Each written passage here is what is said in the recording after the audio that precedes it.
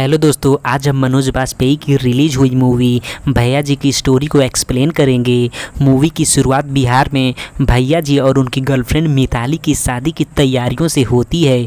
दरअसल दोनों पिछले 10 सालों से एक दूसरे के काफ़ी करीब थे और काफ़ी उम्र हो जाने के बाद दोनों शादी करने का फैसला लेते हैं। वहीं पता चलता है कि भैया जी का एक और भाई वेदांत है, जिससे भैया जी और मिताली बेहद प्यार करते हैं। वो अपने दो दोस्तों मोहन और अभिषेक के साथ दिल्ली से बिहार ट्रेन द्वारा भैया जी की शादी के लिए आ रहा होता है।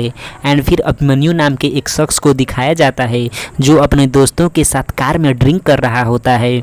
अभिमन्यु दिल्ली के बाहुबली चंद्रभान सिंह का बेटा होता है। आगे भैया जी अपने भाई वेदांत का हालचाल जानने के लिए समय समय पर उसे फ़ोन किया करते हैं, क्योंकि उन्हें डर होता है कि उनका भाई बहुत ही भोला है, कहीं कोई अनहोनी उसके साथ न हो जाए।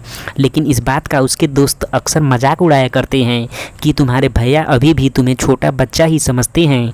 एंड फिर भैया जी और उनकी गर्लफ्रेंड मिताली को किसी फंक्शन के दौरान नाचते झूमते दिखाया जाता है, जिसके बाद भैया जी एक बार फिर अपने भाई को फ़ोन लगाते हैं, पर उसका फ़ोन नहीं लगता है, जिस कारण भैया जी को घबराहट सा होने लगता है। आगे चंद्रभान को दिखाया जाता है, जिसने एक लड़की को उसके परिवार समेत बंदी बनाकर रखा होता है, क्योंकि उस लड़की ने चंद्रभान के बेटे अभिमन्यु पर रेप करने का केस दर्ज करवाया होता है। जहां वो लड़की चंद्रभान से कहती है कि मैं तुम्हारी खोखली धमकियों से डरने वाली नहीं हूं, तुम्हारे बेटे को सज़ा दिलाने के लिए मैं कमिश्नर तक जाऊंगी। जिसे सुनकर चंद्रभान आग बबूला हो जाता है और उस लड़की की बड़ी बेरहमी से हत्या कर देता है। अगले दिन भैया जी को दिल्ली से फ़ोन आता है कि आपके भाई वेदांत का एक्सीडेंट हो गया है और आप जल्द से जल्द यहाँ आ जाइए। जिसे सुनकर भैया जी समेत उनका पूरा परिवार घबरा जाता है और तुरंत ही भैया जी अपने साथी भोला और यश के साथ भैया जी दिल्ली के लिए निकल जाते हैं। दिल्ली पहुंचने पर भैया जी को पता चलता है कि उनके भाई ने काफ़ी शराब पी रखी थी और उसी नशे में उसका एक्सीडेंट हो गया है और वो मर गया। चूँकि भैया जी का भाई शराब नहीं पीता था और वो ट्रेन से आ रहा था, इसलिए भैया जी को एक्सीडेंट की खबर पर विश्वास नहीं होता है। फिर सीन मुर्दा घर का होता है, जहाँ वेदांत की लाश को लावारिस जानकर जलाने की तैयारी हो रही होती है, जहाँ चंद्रभान और मन्यु भी होते हैं जो वेदांत की लाश को जलाने वाले होते हैं। चूँकि वेदांत की सांसें उस वक्त चल रही होती है, लेकिन फिर भी अभिमन्यु और चंद्रभान वेदांत को जला देते हैं, जिसे देखकर लगता है कि वेदांत के एक्सीडेंट में अभिमन्यु का भी हाथ है। तभी वहां भैया जी पहुंचते हैं और अपने भाई की लाश को जलता देखकर तड़प उठते हैं। फिर भैया जी पुलिस की कहानी को सच मानकर वेदांत की अस्थियों को लेकर घर की तरफ निकल पड़ते हैं। लेकिन रास्ते में उनकी मुलाकात वेदांत के दोस्त मोहन और अभिषेक से होती है, जो उन्हें बताते हैं कि स्टेशन पर वेदांत की अभिमन्यु से लड़ाई हो जाती है, जिस कारण अभिमन्यु गुस्से में वेदांत को अपनी कार से रौंदकर भाग जाता है। वो अधमरा हो जाता है, इस कारण हम भी पुलिस की डर से वेदांत को वहीं छोड़कर भाग जाते हैं। जिस पर भैया जी काफ़ी गुस्सा होते हैं और कहते हैं कि तुम लोग कैसे दोस्त हो कि एक दोस्त को अधमरा छोड़कर भाग गए। आगे यह खबर भैया जी के गाँव में फैल जाती है, जिस पर भैया जी की छोटी माँ भैया जी को काफ़ी भला बुरा कहती हैं।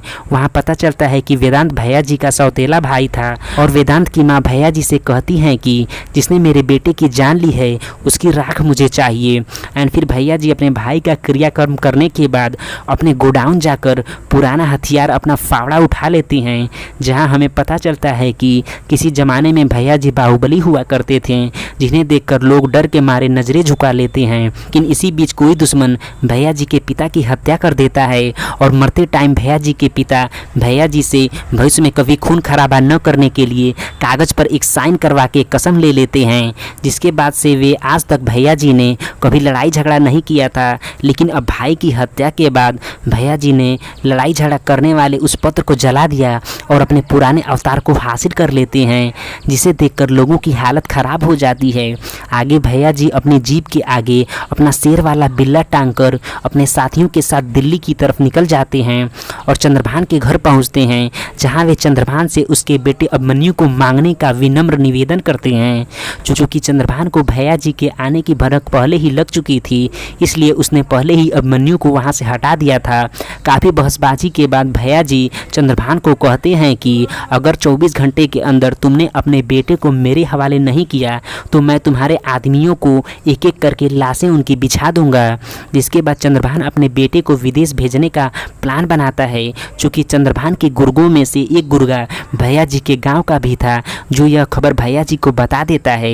एंड फिर अगले दिन भैया जी अभिमन्यु के एयरपोर्ट जाने के दौरान रास्ते में ही उसे घेर लेते हैं।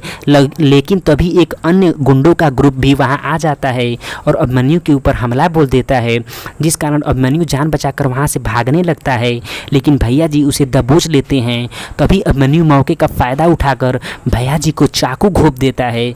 दरअसल जिस ग्रुप ने अभिमन्यु के ऊपर हमला किया था वो चंद्रभान के प्लान का हिस्सा था काउंटर अटैक करने का। एंड फिर भैया जी लहलुहान हो जाते हैं, लेकिन उनका कोई साथी उन्हें बचाने के लिए नहीं आता, क्योंकि भैया जी ने उन्हें बोल रखा था कि वे अकेले ही इनसे निपटेंगे। तभी बारिश भी होने लगती है। फिर भैया जी अपने गमछे से चोट को बांधकर चंद्रभान के गुंडों की कुटाई करना शुरू करते हैं, जिसे देखकर चंद्रभान भैया जी को शूट कर देता है और भैया जी पुल के नीचे नदी में गिर जाते हैं। तुरंत ही भैया जी के साथी भैया जी की बॉडी को लेकर गायब हो जाते हैं और चंद्रभान के हाथों कुछ नहीं लगता। फिर चंद्रभान पूरे शहर में नाकाबंदी करवा देता है और भैया जी के परिवार के सभी लोगों की फ़ोटो चारों तरफ फैला देता है कि कहीं से भैया जी की लोकेशन मिल जाए। कि उसे डर था कि जब तक भैया जी जिंदा हैं तब तक उसके बेटे का बचना नामुमकिन है। तभी उसके एक आदमी को भैया जी की छोटी माँ मिल जाती हैं, जिनसे भैया जी की लोकेशन का पता चल जाता है। जिसके बाद चंद्रभान अपने आदमियों को भैया जी के ठिकाने पर मारने के लिए भेजता है। दूसरी तरफ भैया जी की छोटी माँ भैया जी एम्बुलेंस की गाड़ी को न्यूज़ चैनल की गाड़ी में बदलकर दूसरी जगह शिफ्ट कर देती हैं। आगे भैया जी ठीक हो जाते हैं और चंद्रभान के दो खास आदमी चंद्रभान की हरकतों से परेशान होकर भैया जी के साथ हो जाते हैं। जिसके बाद एक प्लानिंग के तहत भैया जी अभिमन्यु को उठा लेते हैं और जैसे ही वे उसे जान से मारने वाले होते हैं कि तभी चंद्रभान का वीडियो कॉल अभिमन्यु के फ़ोन पर आता है, जिसमें दिखाया जाता है कि चंद्रभान ने भैया जी की छोटी माँ को किडनैप करके आग के ऊपर लटका दिया है।